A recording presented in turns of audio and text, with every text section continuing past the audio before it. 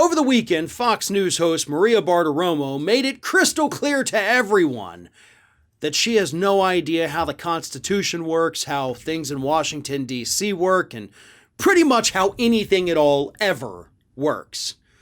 Because you see, Bartiromo was having a discussion on the air with House Minority Leader Kevin McCarthy.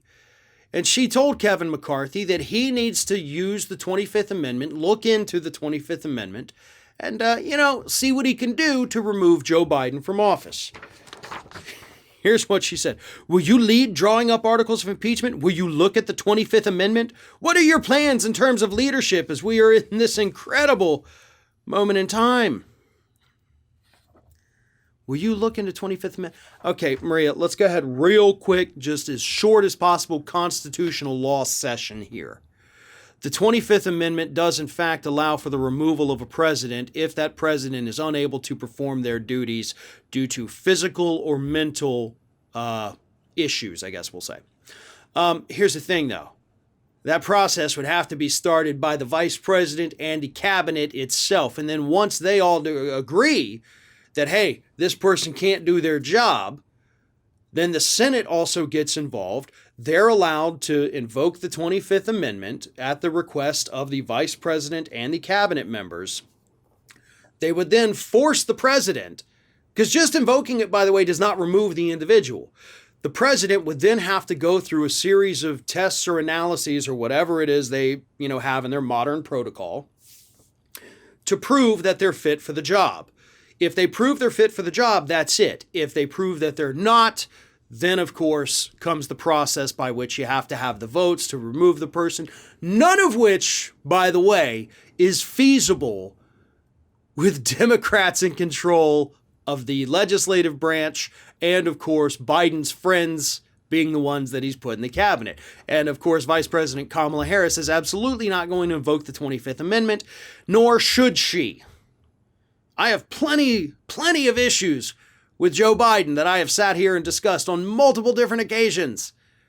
But I don't think the man is too crazy to serve as president of the United States. Now, the last guy, that's a conversation absolutely worth having.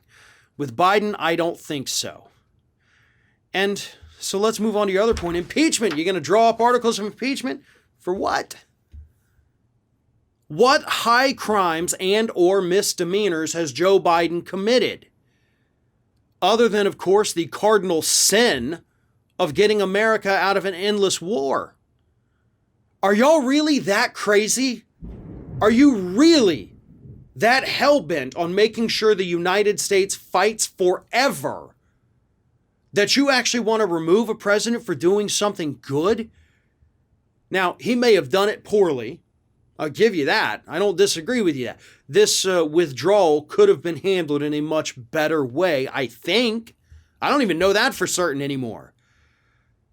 But yeah, we probably should have gone around and gathered up all of our weapons before we just bolted from the country. But other than that, the Taliban taking over, this almost was inevitable at any point. But we can't just stay there forever. The terror attack last week that claimed the lives of 13 U.S. service members, that was a tragedy. So were the 11 service members that died last year when Trump was president in Afghanistan. Or the 14 that died the year before that. Or the 24 that died the year before that. Where was the outrage about those deaths, Maria? Where was anybody in this country giving a damn about the 25 terrorist attacks that have happened in Afghanistan over the last 12 months? Where were you?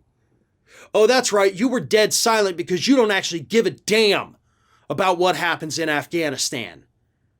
All you care about right now is trying to trash Joe Biden for getting America out of this 20-year disaster.